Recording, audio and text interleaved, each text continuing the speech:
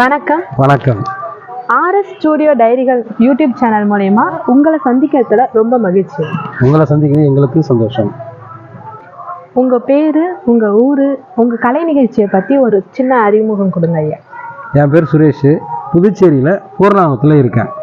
புதுச்சேரியில் பூர்ணாங்குப்பம்ன்ற அழகான ஊரில் வசிச்சுட்டு இருக்கீங்க.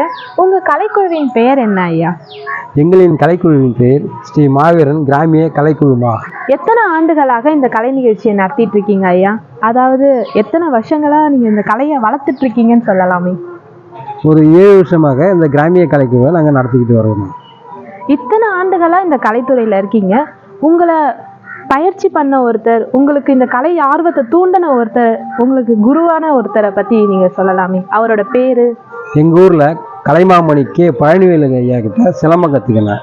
அதே போல் நாட்டுப்புற கலைகளை ஜி சிலம்பசேகர் ஐயா கிட்ட கற்றுக்கிட்டேன்.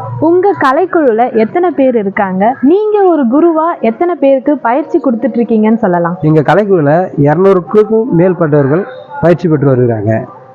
இன்னும் நிறைய கேள்விகள் கேட்கணும் ஐயா. நடந்துக்கிட்டே பேசலாமா? வாங்க, நடந்துகிட்டே பேசலாம். சரிங்க ஐயா. 200 பேருக்கு பயிற்சி கொடுத்துருக்கீங்க ஐயா. இதில் நீங்கள் பட்ட சிரமங்கள் எதுனா சொல்லலாமா? இதில் நிறைய சிரமங்கள் இருக்குது, பட்டிருக்கேன்.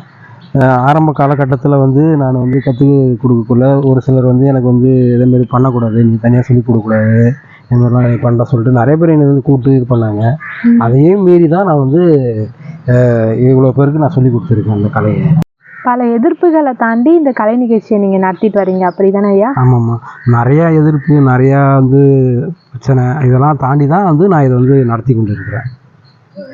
சுமாராக இது வரைக்கும் எத்தனை நிகழ்ச்சிகள் நீங்கள் நடத்தியிருக்கீங்க ஐயா? கோயில் திருவிழாக்களில் பண்ணியிருக்கேன், பொது நிகழ்ச்சிகளில் பண்ணியிருக்கேன், அரசு நிகழ்ச்சிகளும் பண்ணியிருக்கேன். 2000 நிகழ்ச்சிக்கு மேலே நடத்திக்கிட்டு இருக்கேன் நான். பெரிய விஷயம். ரொம்ப மகிழ்ச்சி ஐயா. இவ்வளோ நிகழ்ச்சிகள் நீங்கள் நடத்தியிருக்கீங்க, இவ்வளோ நிகழ்ச்சிகள் நீங்கள் பங்கேற்றிருக்கீங்க. கண்டிப்பாக உங்களுக்கு விருதுகளும் பாராட்டுகளும் நிறைய கிடைச்சிருக்குங்க. ஆமாம்மா, நான் நிறையா விருதுகள் பாராட்டுகள் வாங்கியிருக்கேன், நிறைய விருதுகளும் வாங்கியிருக்கேன்மா. நிறைய விருதுகள் வாங்கியிருக்கீங்கன்னு சொல்கிறீங்க. என்னென்ன விருதுகள் வாங்கியிருக்கீங்கன்னு சொல்லுங்களேன் ஐயா. 2021க்கான தேசிய விருதான யுவ புஷ்கர் விருது வாங்கியிருக்கேன். வேறு என்னென்ன விருதுகள் வாங்கியிருக்கீங்க ஐயா? கலை செம்மல் விருது வாங்கியிருக்கேன், கலை வேந்தன் விருது வாங்கியிருக்கேன், கலை சுடர்மணி விருது வாங்கியிருக்கேன். இது போன்ற நிறைய விருதுகள் வாங்கியிருக்கேன். இவ்வளோ ஆண்டுகளாக இந்த கலைத்துறையில் பயணிச்சுட்டு இருக்கீங்க. கண்டிப்பாக உங்களுக்கு மறக்க முடியாத நிகழ்வுகள் எதனா இருக்கும், அதை பற்றி கொஞ்சம் சொல்லுங்கள். இருக்குது. நான் மறக்க முடியாத நிகழ்வுனா, நான் இதேமாரி ப்ரோக்ராம் பண்ணின்னு இருக்கக்குள்ள ஒரு ஊரில் போயிட்டு டைவ் அடிக்கக்குள்ளே ஊந்து என்னுடைய ஃபேஸ் எல்லாம் ஒரு பக்கம் ஃபேஸ் பூரா காயமாயிடுச்சு. அது என்னால் மறக்க முடியாத ஒரு நிகழ்வு. நீங்கள் இவ்வளோ நாள் கலை நிகழ்ச்சி பண்ணிகிட்ருக்கீங்க. இதுக்கு உங்கள் குடும்பம், அதாவது உங்கள் மனைவி ஆகட்டும், உங்கள் குழந்தைகளாகட்டும், அவங்களோட ஒத்துழைப்பு எந்த அளவுக்கு இருக்குதுங்க ஐயா? ஆரம்ப காலகட்டத்தில் என்னுடைய குடும்பத்தில் என்னுடைய மனைவியார் இதுக்கு ஒத்துழைப்பு கொடுக்கல. நான் நிறையா கலை நிகழ்ச்சிகள் பண்ணதை பார்த்து அவங்க எனக்கு அதுக்கப்புறம் உறுதுணையாக இருந்தாங்க. அப்புறம் போகிற போக்கில் அவங்களும் என்னோட கூடயே அவங்க கலைப்பயணத்தை அவங்களும் ஒரு சில கலைப்பயணம் தொடர்ந்து பண்ணின்னு இருக்காங்க.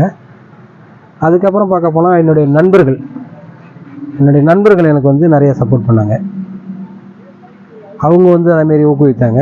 என்னுடைய மாணவர்கள், கூட இருக்கிற மாணவர்கள் என்னுடைய கலைப்பயணத்துக்கு உறுதுணையாக இருந்து இந்த அளவுக்கு கலைத்துறையில் முன்னேறி வர்றதுக்கு என்னுடைய குடும்பத்தினரும் என்னுடைய நண்பர்களும் என்னுடைய மாணவர்களும் எனக்கு உறுதுணையாக இருந்து சப்போர்ட் பண்ணாங்க நிறையா.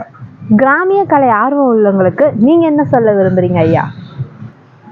இந்த தமிழர்களையும் பாரம்பரியான கலை, கிராமிய கலை அழியாத இருப்பதற்கு இப்போ இருக்க காலகட்டத்திற்கு இளைஞர்கள் முன் இதை கற்றுக்கலாம், நல்லாயிருக்கும். கிராமிய கலையில் ஆர்வம் உள்ளவங்களுக்கு நீங்கள் என்ன சொல்ல விரும்புகிறீங்க ஐயா? இந்த கிராமிய கலையில் ஆர்வம் உள்ளவங்க என்னுடைய கலைக்குழுக்கு வந்தால் நான் சொல்லிக் கொடுக்க தயாராக இருக்கேன். கிராமிய கலைகளில் எத்தனை வகையான கலைகள் இருக்கு ஐயா? எண்ணற்ற வகையான கலைகள் இருக்குது. அதில் காளியாட்டம், பாவாடராயனாட்டம், பேயாட்டம், சூரநாட்டம், பொய்க்கால் குதிரை, மரக்காலாட்டம், புலியாட்டம், மாடாட்டம், மயிலாட்டம், சிலம்பாட்டமும் சொல்லிக் கொடுக்குறோம். இந்த திருவிழா நேரத்தில் எங்களுக்கு பேட்டி கொடுக்க வந்ததுக்கு ரொம்ப நன்றிங்க ஐயா. என்னுடைய கலைப்பயணத்தை பதிவு செய்ய முன்வந்த திரைப்பட கலை இயக்குனர் ஜே ரமேஷ் என்கின்ற செல்வராஜ் ஐயா அவர்களுக்கும் யூடியூப் சேனல் அனைத்து நண்பர்களுக்கும் எனது மனமார்ந்த நன்றி. ஆர்எஸ் ஸ்டுடியோ டைரிஸில் முழுக்க முழுக்க கஷ்டப்பட்டு கடினப்பட்டு வளர்ந்துட்டு இருக்க கலைத்துறையில் இருக்க கலைஞர்களை பற்றி தான் போட்டுட்ருக்கோம். இந்த கலைஞர்களின் பயணங்கள் பற்றி உங்களுக்கு பிடிச்சிருந்தா நீங்கள் இதை லைக் பண்ணுங்கள், ஷேர் பண்ணுங்கள், சப்ஸ்கிரைப் பண்ணுங்கள். அண்ட் முக்கியமாக உங்கள் கமெண்ட் என்னன்னு சொல்லிட்டு போங்க. ஆர்எஸ் ஸ்டுடியோ டைரிஸ் முழுக்க முழுக்க கலைஞர்களை ஊக்குவிக்கும் நிகழ்ச்சி. தேங்க்யூ, பாய்.